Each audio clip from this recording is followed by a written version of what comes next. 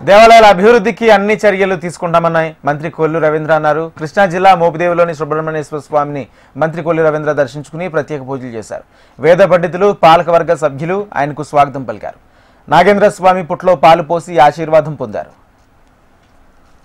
వల్లి దేవసేన సమేత సుబ్రహ్మణ్యేశ్వర స్వామివారి దేవస్థానంలో కార్తీక మాసంలో ప్రత్యేకంగా ఈరోజు లక్ష బిల్వార్చన కార్యక్రమాన్ని నిర్వహించడం జరుగుతుంది. ఇవాళ సుబ్రహ్మణ్యేశ్వర స్వామి దేవస్థానంలో ప్రతి వారం ముఖ్యంగా ఆది మంగళవారాల్లో పెద్ద ఎత్తున భక్తులు వచ్చి ఇక్కడ రాహుకేతువుల పూజలు చేసుకోవడం, స్వామివారికి పాలు మరి అభిషేకం ఇవన్నీ కూడా పెద్ద ఎత్తున చేసుకుంటా ఉన్నారు.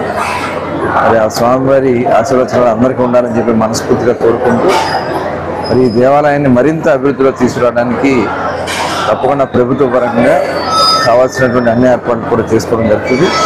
భక్తులు కూడా చాలా పెద్ద ఎత్తున వస్తూ ఉన్నారు. వచ్చిన వాళ్ళకి ఒక నమ్మకం, మరి ఇక్కడ పుట్టెంటుకలు కానీ, చెవులు కుట్టిస్తాం కానీ, అన్నప్రసన్నలు కానీ ఒక ప్రత్యేకంగా మరి ఇక్కడ కార్యక్రమాలు నిర్వహించబడతా ఉంటాయి. మరి ఆ స్వామివారి ఆశీర్వచనాలు అందరికీ ఉండాలని చెప్పి మనస్ఫూర్తిగా కోరుకుంటూ మరొకసారి అందరికీ నమస్కారం.